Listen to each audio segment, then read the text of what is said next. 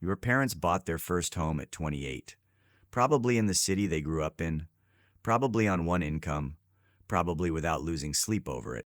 You're 28 or 32 or 35, and the city you grew up in has a median home price that would make your parents choke on their coffee. Here's what nobody in the real estate industry wants to admit. The game has changed, and the people winning right now aren't the ones waiting for their hometown market to become affordable again. They're the ones who got flexible about location and found markets where a normal income still buys a real house. I'm going to show you 5 of those markets today. Real data, real prices, real neighborhoods. Let's go. Here's the uncomfortable math.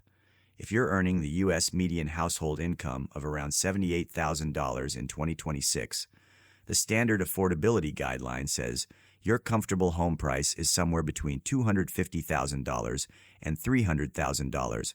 The median home price in Los Angeles is $850,000. In New York, it's $750,000. In Miami, it's $620,000. Even secondary cities like Nashville and Austin have pushed past $400,000. That's not a you problem. That's a supply and demand problem that took 30 years to build and isn't reversing on any timeline that helps you right now. And waiting isn't neutral. Every year you rent instead of own, someone else is building equity. Your rent is paying off your landlord's mortgage, not yours. The longer the wait, the bigger the gap. The unlock for a lot of first-time buyers right now isn't a higher salary or a market crash. It's geography. So let's talk about where your money actually works. City 1, Columbus, Ohio. I know you're already skeptical. Stay with me. Columbus is a genuinely good city, major university, growing tech and healthcare sector, real food and culture scene, and the median home price is still around $280,000. For a first-time buyer putting 10% down on a 30-year mortgage at current rates, that's a monthly payment in the range of $1,800 to $2,000, including taxes and insurance. Compare that to the equivalent payment in LA or NYC, and you're looking at literally half the cost for a property you actually own in a city that's growing, not shrinking.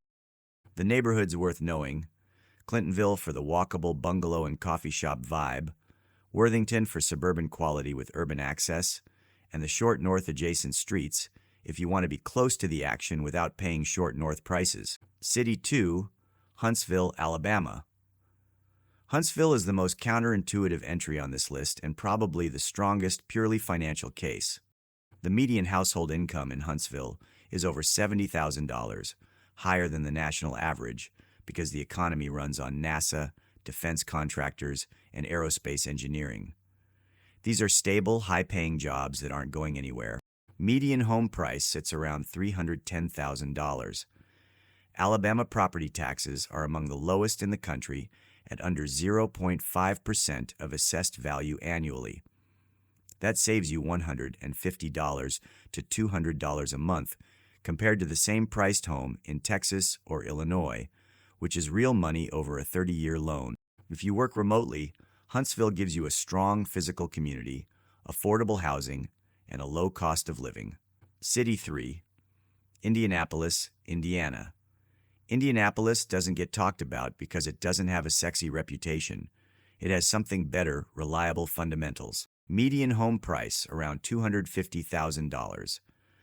A growing life sciences sector anchored by Eli Lilly's multi-year expansion, low unemployment, and neighborhoods like Broad Ripple and Irvington that have real character without the price premium of equivalent neighborhoods in bigger cities. For a first-time buyer, Indianapolis is the market where your down payment savings actually reach the finish line. You're not chasing a number that keeps moving. City 4, Chattanooga, Tennessee. Chattanooga has been quietly absorbing remote workers and Nashville price refugees for 3 years, but it sits at the foot of the Appalachians, has a genuinely beautiful riverfront, and was one of the first cities in the U.S. to roll out gigabit internet citywide, which tells you something about how it thinks about attracting residents. Median home price around $290,000. No Tennessee state income tax. A short-term rental market that's still permissive if you eventually want a house hack or rent a room. And a quality of life, hiking, climbing, the outdoors, that cities 3 times its size can't match. City 5, Kansas City, Missouri. Kansas City is the best pure value market for a first-time buyer in any major metro right now. The price-to-income ratio here is the most favorable of any city with a population over 1 million in the U.S. Median home price around $265,000.